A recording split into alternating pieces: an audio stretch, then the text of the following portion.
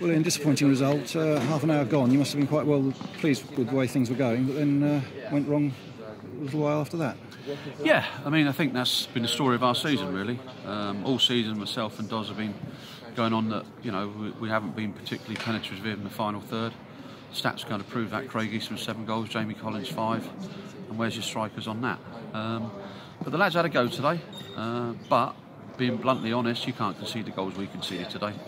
And for us, I think we've got to concede that we're probably not getting the playoffs now, which for us is a failure. But I need to say this because, you know, this is my 5th season here. First season, we finished on a dust bowl at Gander Green Lane, beaten by Maidenhead, 371 people there, and look where the football club is now. I mean, the game's live on TV, and I think you've got 160 Sutton fans coming out, which is fantastic. And, you know, that in itself is a boost. Are we disappointed with the performance and the result? Of course we are, yeah. But we won't stand still. We've known a long time where the problems lie, and, you know, as a group of players in there, they won't accept failure.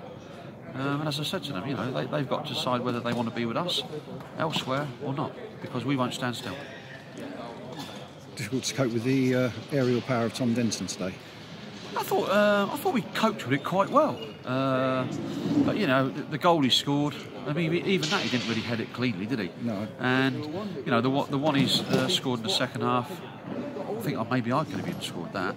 I don't think he was a massive problem to us. I don't think they were a massive problem to us. I think, you know, the 3 goals that we conceded were childlike, to say the least.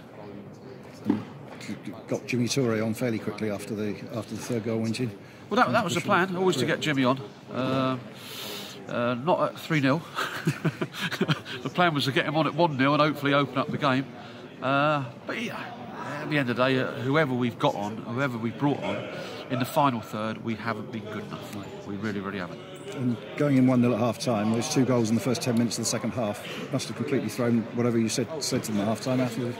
Well, I said to the players at half-time, I said, listen, you know, we're live on TV here, we're in a lovely stadium, let's not go out with a whimper.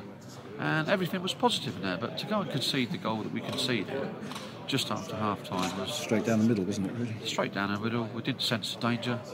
Boy goes in, scores 2-0, and then you think, here we go, they go and score another one, and at 3-0, seriously, I was worried that we could be on the end of a tanking, but credit where credit's due, that the players hung in there.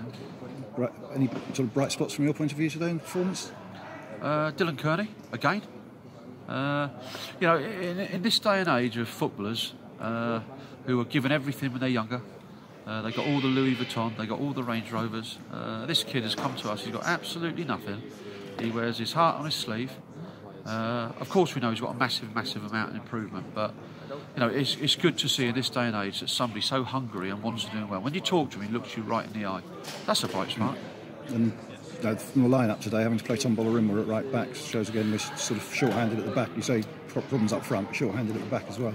Yeah, exactly. I mean, I spoke to John Sheridan before the game. They've got 31 players. I think we've got 21, and 4 of them are really young lads. So that's where we are. I mean, just look at where we are now, Tony. You know, is it a toss-up between Tom playing right back and Rory playing left back? Which one of them drops into the back four? Yeah, exactly. Yeah, you got it.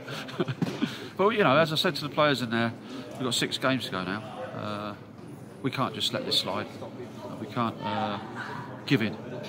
That's certainly we won't be doing that. We'll be doing all our best to get as many results as we possibly can. And home to Havant and Waterlooville next week, one of your former clubs. Yeah, it's always a good one against them. It's always a bit of edge.